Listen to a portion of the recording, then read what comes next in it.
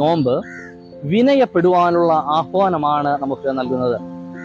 പെസഹയുടെ തലേ ദിവസം വ്യാഴാഴ്ച കർത്താവ് തന്റെ ശിഷ്യന്മാർക്കായിട്ട് ഒരു വിരുന്നൊരുക്കുന്നുണ്ട്. ആ വിരുന്നിൽ ശിഷ്യന്മാരെ സ്വീകരിച്ച് ഇരുത്തുന്ന കർത്താവ് തന്റെ മേൽമുണ്ട് അഴിച്ച് ജലമെടുത്ത് ശിഷ്യന്മാരുടെ കാലുകളെ കഴുകുകയും തന്റെ മേൽമുണ്ട് ഉപയോഗിച്ച് അതിനെ തുടയ്ക്കുകയും ചെയ്യുകയാണ്. പത്രോസ് അതിനെ എതിർക്കുന്നുണ്ട്.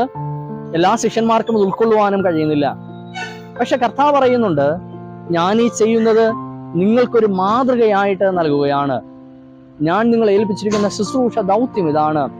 ശുശ്രൂഷ ചെയ്യിപ്പാനല്ല ഞാൻ നിങ്ങളെ ഏൽപ്പിക്കുന്നത്, ശുശ്രൂഷിക്കുവാൻ, അനേകർക്ക് വേണ്ടി ജീവനെ നൽകുവാനായി ഞാൻ നിങ്ങളെ വിളിച്ചിരിക്കുന്നു എന്നതാണ്. ക്രിസ്തു നമുക്ക് നൽകുന്ന ഒരു വലിയ ദൗത്യം, ഒരു വലിയ ശുശ്രൂഷ, അത് ദാസ്യത്വത്തിന്റെ ശുശ്രൂഷയാണ്. തന്നെ അടിമയായി സമർപ്പിച്ചുകൊണ്ട് മറ്റുള്ളവർക്കായി ജീവൻ നൽകുന്ന ശുശ്രൂഷ.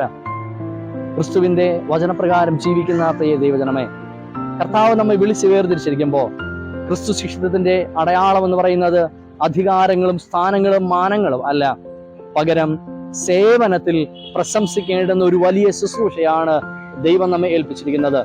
എത്രത്തോളം മനുഷ്യരെ കരുതുവാൻ കഴിയുമോ, അവർക്ക് വേണ്ടി നമ്മുടെ സമയവും ആരോഗ്യവും സമ്പത്തും വേർതിരിക്കുവാൻ കഴിയുമോ, ബലഹീനനെ താങ്ങുവാൻ കഴിയുമോ, അതിൽ പ്രശംസിപ്പാൻ, ഇതാണ് എന്റെ ദൗത്യം എന്ന് ഉൾക്കൊണ്ടുകൊണ്ട് നമ്മെ തന്നെ വിനയപ്പെടുത്തുവാൻ ഈ നോമ്പിന്റെ നാളുകളിൽ ദൈവം നമ്മെ ഒരുക്കുമാറാകട്ടെ, അനുഗ്രഹിക്കുമാറാകട്ടെ.